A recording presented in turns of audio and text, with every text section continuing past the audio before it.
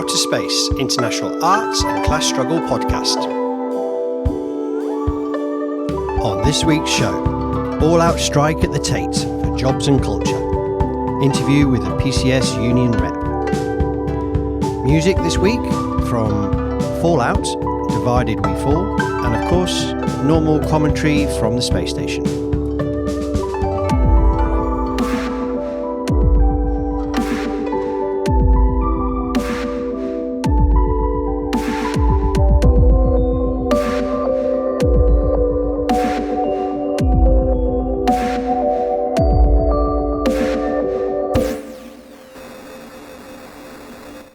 Okay, so my name is Rob McDonald, and I'm the host of Outa-space International Arts and Class Struggle Podcast.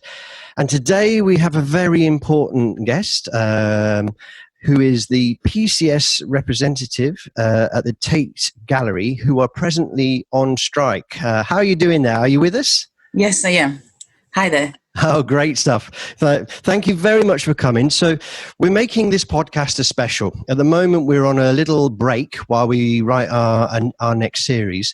But your strike has come to our attention, and we believe it's a very important issue and touches on many of the things that this podcast is all about, the connection between workers and artists and struggle in general. So I first of all want to ask you, can you give a brief explanation about what the strike that's taking place at the Tate Gallery, London, is about?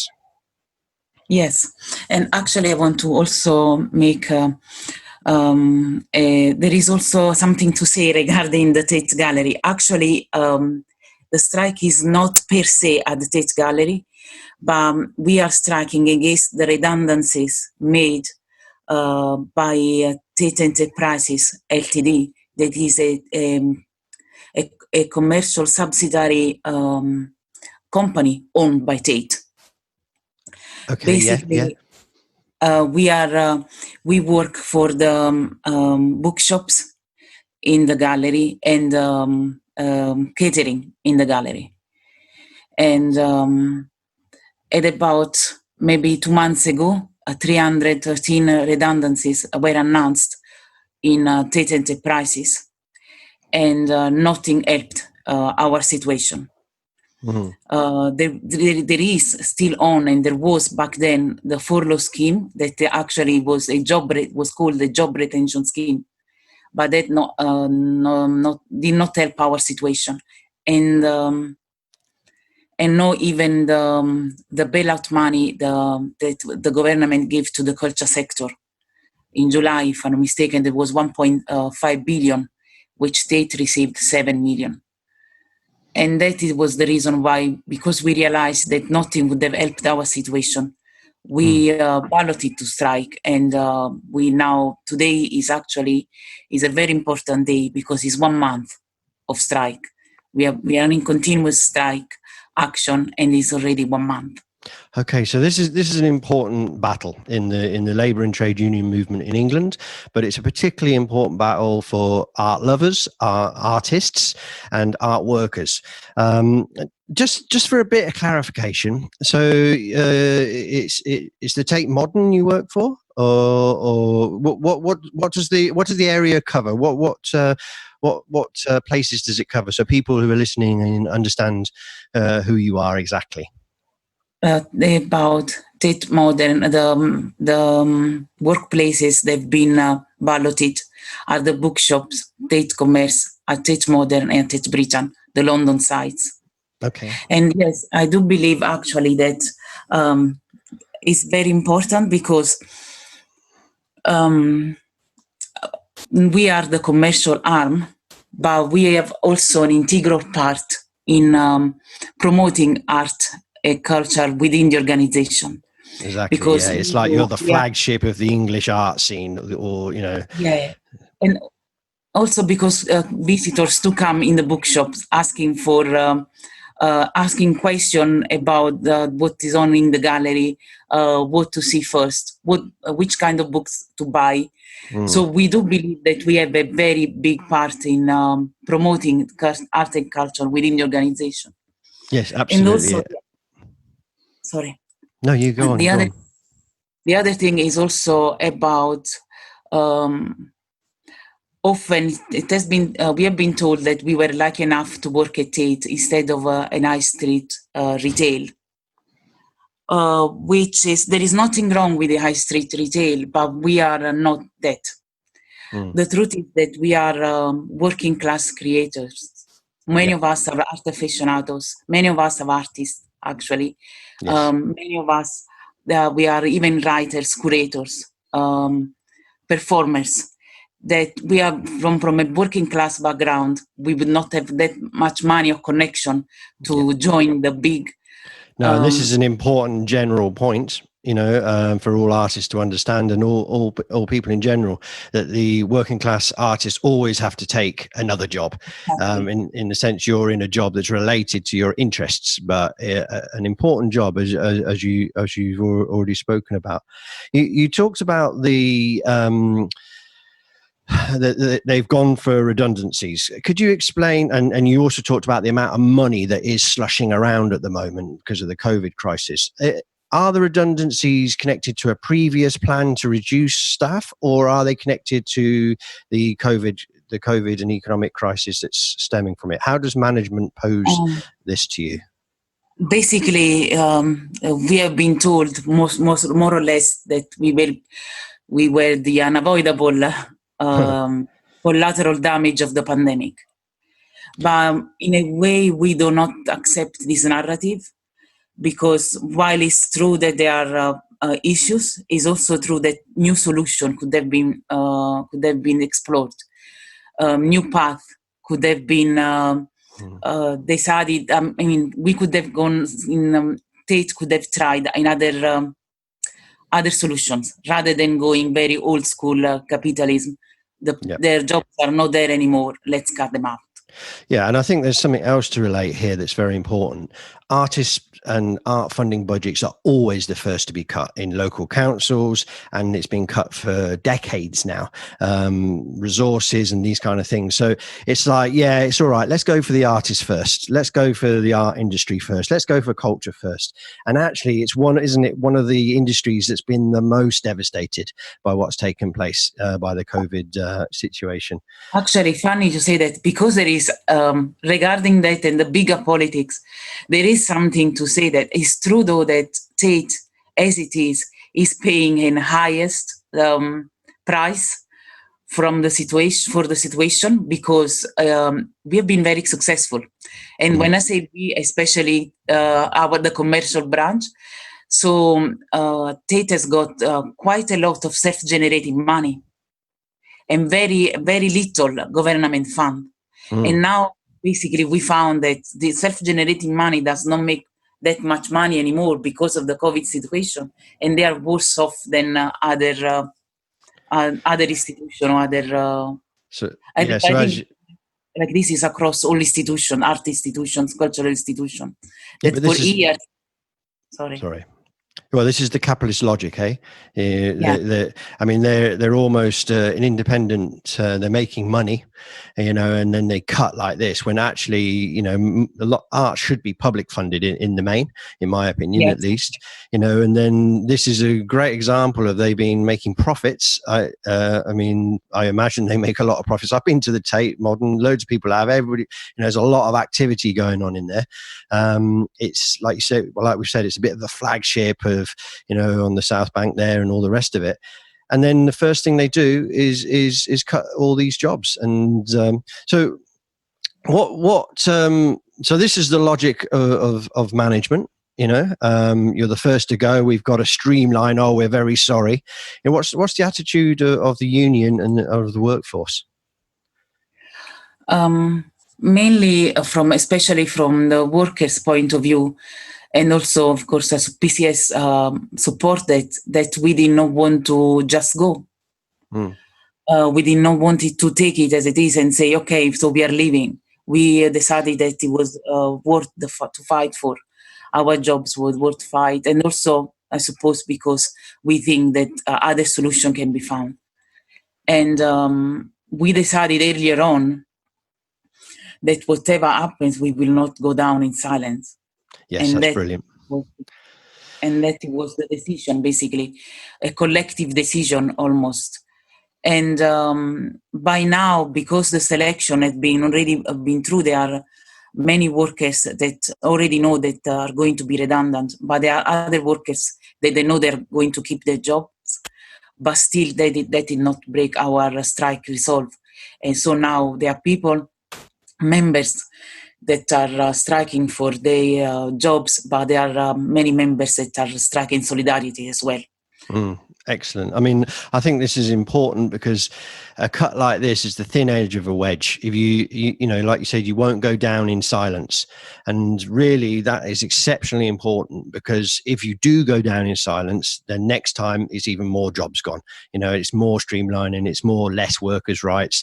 And fundamentally, from the British public's point of view, less art and culture. So when you talked about other solutions, what solutions? What's the opinion? How do you think this deficit, if it even exists, how do you think that could be bridged? How do you think these jobs could be kept? Maybe like there is maybe an accent and more work on redeployment where it's possible. To have more Tate staff, secondments where it's possible, and even just maybe try to use other tools so that, for example, I don't know, the furlough scheme, or asking for, because they've been given some bailout money. If that was not enough to save our jobs, and that was one of our demands, then maybe Tate must ask for more and say, we will not be able to save jobs. We need more money. Yep. So I think to keep us until the next year, for example. Yeah, so there should be like an increase in the funding from the central government, or this kind of an intervention, you know, maybe even open up the books, you know, let's have a look. You know, I guess you got a fairly good idea of the economy of the Tate Modern, but it would strike me that we should have a, you know, it should be it's a public thing. Let's open up the books. Let's see how much money there is, you know, and the government should meet the shortfall while this crisis is on it. Who knows how long the crisis will go? But I think, to say, fund it for one more year as the crisis develops, and then look into other ways of funding the situation. That seems to be very sensible to me. So you said you've been on strike for 1 month, yeah? And is this like every second Thursday strike, or is this like all out, or how is the strike? How does it unfold? Because in the COVID, I guess there's not that many visitors going to the Tate. How is the actual strike itself? What's the dynamic of it? Tate Britain and Tate Modern are open to the public. And it's a matter of fact that the visitors are down. But my point that I was making earlier is not going to last forever, isn't it? So, but right now are down, but both galleries are open. And the first week of strike, we were on strike just for 4 days in that week, and it was the week starting the 17th of August. After that, from the 24th of August, we start an indefinite strike action. So we are striking since the 24th. Okay, so this is a serious escalation. You mean business, basically. Yeah. And so, in my experience, when a workforce goes on indefinite strike, that's the time for the whole and labour trade union movement to get behind them and to win massive public support to put the biggest pressure on. What's your call? What can people do? How can they support you? Definitely following on our social media, on Twitter and on Instagram, Facebook, and also we soon will have also a website. And the other thing, of course, we got also a GoFundMe for the strike fund, because it has been very important for us in helping us and supporting us to strike for this month. So that has been a very big help. And Yeah, definitely with the social media, because we do have picket line every day, and we talk to the public almost every day at the entrance, and then usually once a week we have a big protest. So and also once a week also a digital day protest. So if you want to join us and you want to know more, definitely you can follow us on our social media.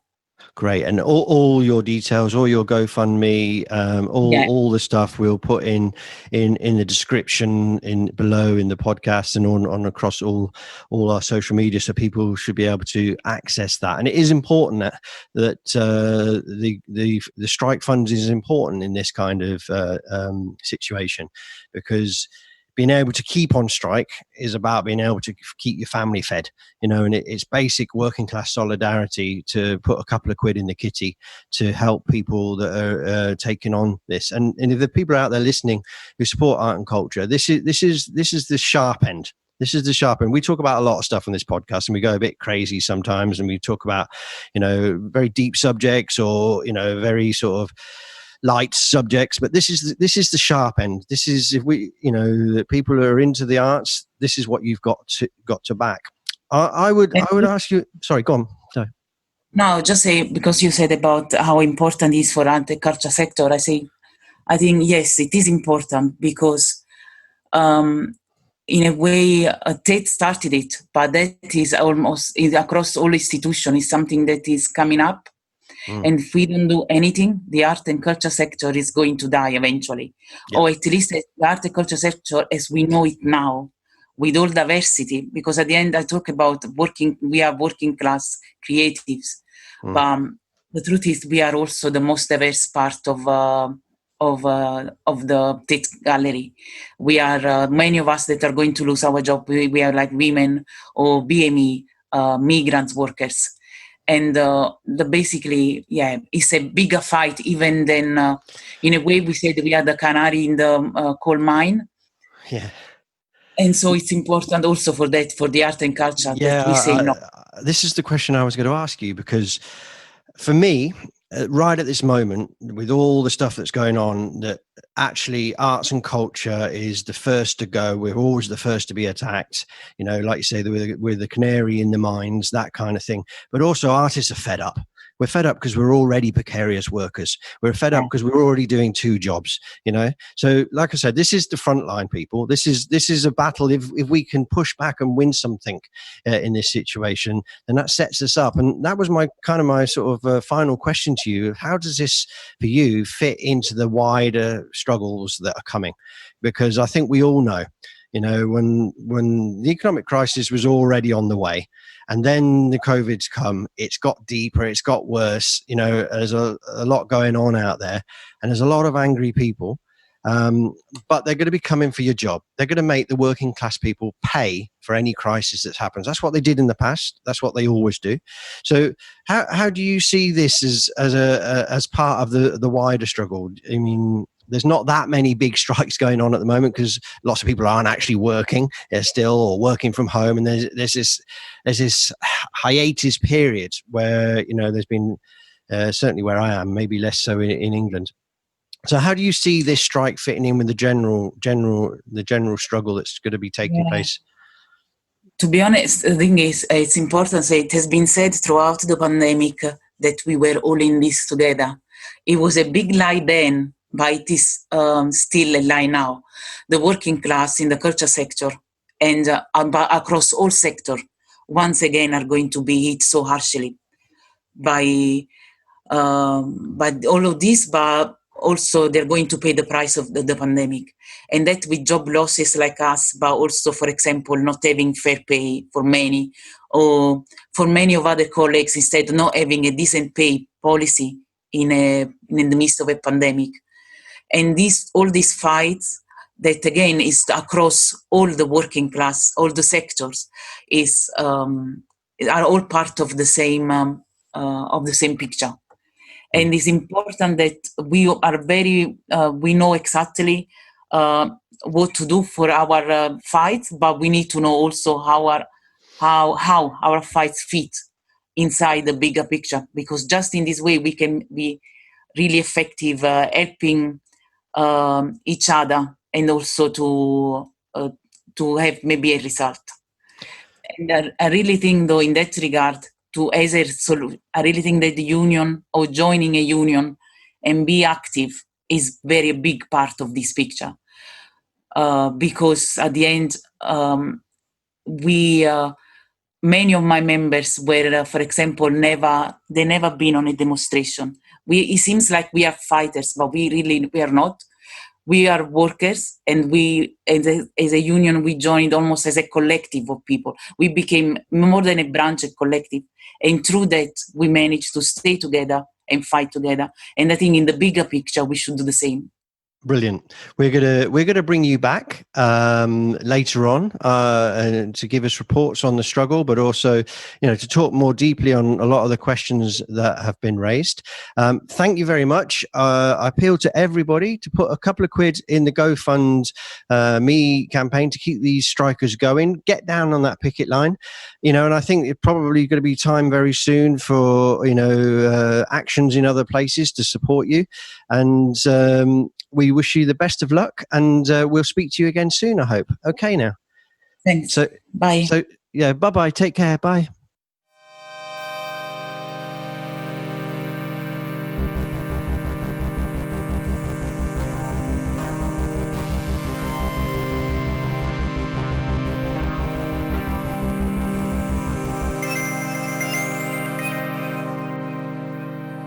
Okay, so let's go up to the space station and get some reactions from Paul. So, hey, Paul, are you there? Yeah, I managed to I got your message. I managed to position myself so the satellite. We're meant to be on a hiatus at the moment, aren't we? Working on other stuff. We've got the second series well and truly starting to happen, but this one has crashed in the middle of our chill out period while we write new stuff, because it's got to go out. It's got to go out immediately, because it's one of those issues, I think, for our podcast that we have to take up when these things come up, like a big strike of art workers as such. So, well, what were your feelings? Did you have anything? What it feels like? It feels like we're some sort of art, politics, crisis force, and there's been an emergency, and we have to react like Team America. I mean, yeah, it's right up our street, isn't it? I mean, she talked really. I mean, there's so many levels here. We've got the fact it's the Tate Modern, the most. I mean, I can't think of a more famous arts institution in England off the top of my head. She's talking about the way that it's structured, the fact that there are these people like in the line of work she does. I mean, how would you describe the role that they fill, the people that are being? Yeah, I mean, the strike. Just to reiterate, it was the bookshop and the canteen, I think, of the two London Tate and the London and Tate Modern. So, I mean, important workers. And I think what I got from it was, first of all, she made it very clear that they were also artists as well, a lot of them. I heard that. And that should be recognised and noted. And it's an important fact that these are people that work in the arts, but they are also, creative people themselves. I mean, one of the things that she didn't mention, which I did speak to her previously about, was the super high salaries that some of the management are on, and they're asking the question, you can make these cuts while you're still paying, these enormous salaries to the bosses, if you like. But I think the most critical thing about this is one of the first responses, let's say, to the economic crisis, which didn't just come out of COVID-19 crisis. It is affected, and she was honest about that. Obviously, museums and galleries have had their less people visiting them, but this was an economic crisis that was already coming. In many different ways, and it's been exacerbated by this crisis. And their first response is to cut jobs. Now, think about this a minute. If this crisis is not the case in 6 months, what are they going to do? Rehire people? because they're going to need them, surely, if it's just on that basis.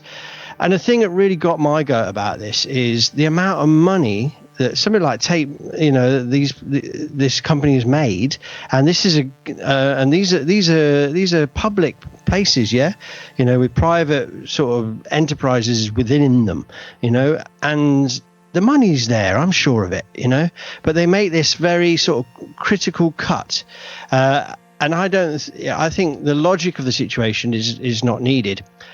But the real thing that hits me is this is not just going to be, this is not just any old place. This is artists again being the first to be cut. We're the first to get no budgets. We're the first to get cutbacks, and this should be a warning to everybody out there whose jobs are on the line at the moment. If we allow something like this to take place, all right, it's 300 odd jobs, that might not be a huge amount in the scheme of the world. But this is the thin edge of the wedge, and I said that in the interview. This is the thin edge. If we allow these workers to lose their jobs and for this cutback to be made, then they're coming for you next. And that was really what I feel about it. I mean, I don't know if you picked up that. Obviously, I'm quite passionate about this. I think it's very important. But I think. Yeah. It feels like a really good one to stamp our feet about. And obviously, any job losses in this circumstances are all of them.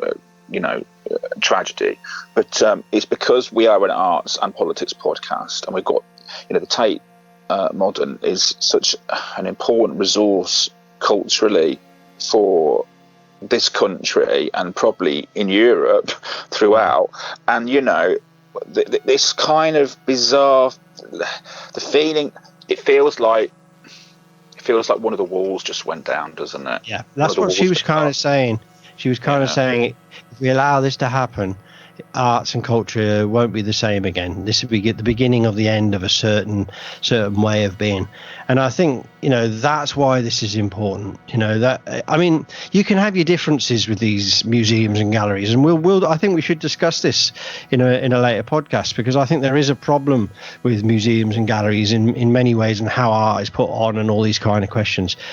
But this is, one of the pillars, if you like, of the arts and culture. Now, we got to keep it, and we don't want it to be yet another thing that's cut back and cut back and cut back, because actually it leads to access to arts in general. It leads to a phenomenon that this is a thing that you can always cut. And I think on those grounds alone, let alone people's jobs, which is obviously a key factor here, that we have to build solidarity around them within artists themselves, because it feeds in, this kind of struggle feeds into all other avenues of social life, and that's, for me, why it's important to give them as much support as we can. Is there a feeling for you that the way that this is playing out in this scenario is disproportionately unfair to how it's playing out in other situations in the country? Do you think that it's I think I think it's a good question, Paul. I think what she was saying at the end was important, that actually this will affect other industries. Okay, and I think this raises, on the political, on the class struggle side of this podcast, let's put the art bit a little bit aside, on the class struggle, should working class people be losing their livelihoods over this? Is there the resources in society to keep people on furlough as long as needed? Is there resources to keep things open until a later date? Is there resources to keep theatres and these kind of things running? Because if you don't, what happens later is all this is gone. You don't rebuild these things in 5 minutes. They take time. So if you start slashing and burning, that's what happens. What is actually going on here is the protection of profit. and not necessarily this is clear cut in all cases. But when you talk about, this is what she was talking about in the end, that this is an indicator what's coming in all industries. And I can tell you from the perspective that I can see, we are going to have a massacre of jobs, because capitalism, as you said, always makes this kind of logic. Yeah. Okay. No, less people coming in, less revenue coming in, cut it. Okay, with no account to the effect that it will have on the lives of the people that lose their jobs and on the culture. Thing is, we do still live in a rich country. There is a lot of resources out there. One of the things I said in the interview is, okay, if there's a problem, let's open up these books. Let's see what cash is there. Let's see what's going where. And in fact, I would go even further. I'd say let's the nation. Let's open up the books as this crisis happens. Let's look at the salaries of the super rich. Let's look at where the profits go in all the companies. And if we rebalance the books, let's do it on a wide scale, so companies, I know off the top of my head, power companies or something like, companies that make a lot of money or these kind of things, lots of them who don't pay their taxes properly. Let's even out the money. Let's put the money towards arts and cultures. Let's keep people in their jobs. Let's keep people in their homes, being able to feed their families. Because the other logic in an economic crisis of capitalism is to decimate places. And I think we need to look at the lessons of the past and what that does to working class communities. So for me, this has got it's an obvious arts one, yeah? They're going for the arts again. We're getting cut first. That's the first thing I say. The second thing I say is, no, this is a class question. I mean, she was quite clear that the workers there, were working class artists, basically, that had found a job near something they like, and actually provided quite an important sort of cultural service at the same time. So, yeah, I think it's the thin edge of the wedge. And we've got to do everything we can to get them to win, basically, and keep these jobs, fight for more money. And you only do that if you can pull in the support of the general population, and particularly in this case, I think artists have got to get their shit together and get out there on that picket line. If you're in London, send your message of support. We'll put all the stuff in the details. They've got a page on the union website where you can do something about it, and I think it's about getting organised fundamentally. That's how I feel anyway. You can see I'm on a bit of a high horse about it. No, all good. what I'm going to say, this is the last thing I bring to this. I'm just going to say what I'm seeing and what I'm hearing from you, the way you feel about this, the way you're framing this, and I think you're right, is you're sending up a flare saying, like, I mean, the Tate Modern is no small matter. It's an institution, and it's going to be compromised, and it's a huge thing. We're not talking about a small theatre in a small town by the sea that's had its funding cut by the local council, and that would be, and I'm certainly not disparaging a situation like that. I think anything like that is a terrible shame. But you're putting up a flare and you're saying, like, where are we going to be a year from now, 2 years from now, when we're watching this happen with something as huge and as important and as monolithic in the cultural landscape as the Tate Modern? If this inevitable, which always seems to happen, like you say, it's always the least capitalistic, it's always the humanities that are regarded as the negative load that can be cut free from the rest of the ship. And you are foreseeing the beginning of a kind of apocalypse of the humanities in our society, and I think that's what you're getting at. I commend you for it. That's exactly it. And I'd add a final point that there's a big class battle coming. The initially it's all crisis with this pandemic and people dying and but there's a second virus coming, and that's the virus of job cuts, the virus of capitalism finding its balance, because it's an economic system that's illogical in many ways, and when a crisis like this comes, it can only handle it in the way that it knows. And the only way to defend working class people is by winning battles like this and changing the balance of forces. And if you can change the balance of forces in society, then these things get pushed back. There's the question then of changing society, getting rid of capitalism. But the first step is class struggle. And that happens when we win those battles when we have the balance of forces in our favor. That only happens when things like this win and we get a momentum and we bring solidarity to it. So yeah, I'm calling that, but I'm also saying artists, art lovers, general public, and particularly trade unionists, this is the one we've got to get behind. Because if it's not this one, it'll be a next one, but we'll have one more defeat. And we've had a lot of defeats in the past, and now I think it's time to start winning. All right. Well, let's see what this takes. We're gonna revisit this, aren't we? We are. Well, actually, I contacted the union people there to have a discussion about trade unions in the arts. It just so happens that this popped up at the time, so we're going to get her back. We're going to talk hopefully about the victory that they've had in the future, and maybe the lessons of what took place, because we don't know how it's going to unfold. We know it's hot now, so let's throw our weight behind it and see what happens. And contact details in the notes below, right? Yep, everything will be there.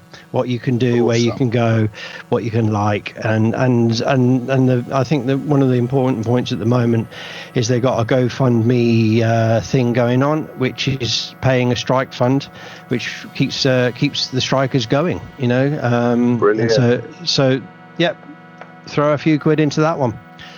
Wow, okay. Great. Let's wind it up for today, and we'll see you all soon when we come off our obviously if you obviously if you listen to this podcast sometime later, you can go straight to the next series because it's the next one. But if you're listening to it this week that we put it out, then give us a little while. We're coming with some new stuff, and if you're interested, have a look at some of the old, the first series that we've done. There's a good 10 shows there, give you a good idea of what this podcast is all about. Okay, so signing out for now, Paul. You take good care up there, okay? You too, mate. Take care. Speak soon. Yeah, bye now.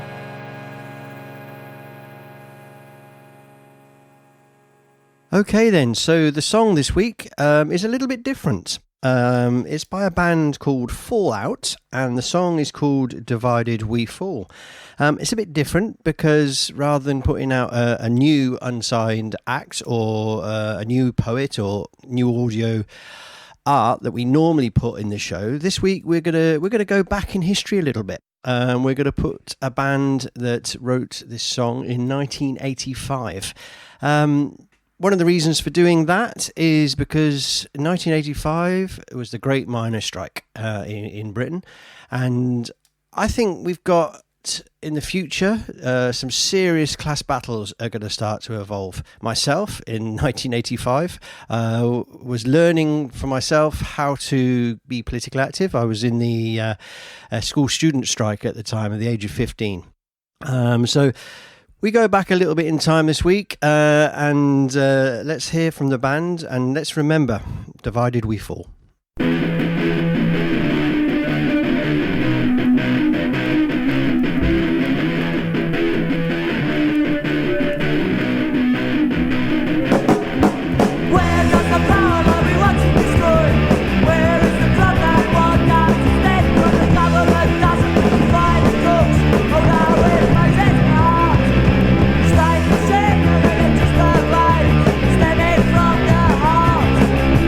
Afraid of the companies, afraid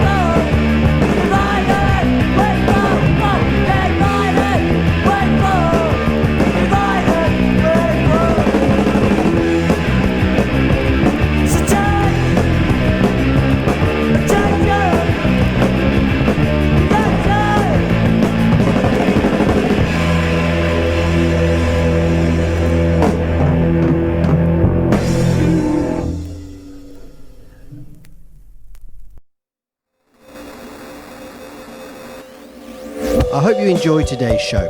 If you have something to say to us, or even something to play, or just want to find out more about this podcast, then why don't you contact us on outaspace.com. That's outa-space.com. Alternatively, you can join our Facebook group, which is Outa-space Podcast. Okay, you take care now.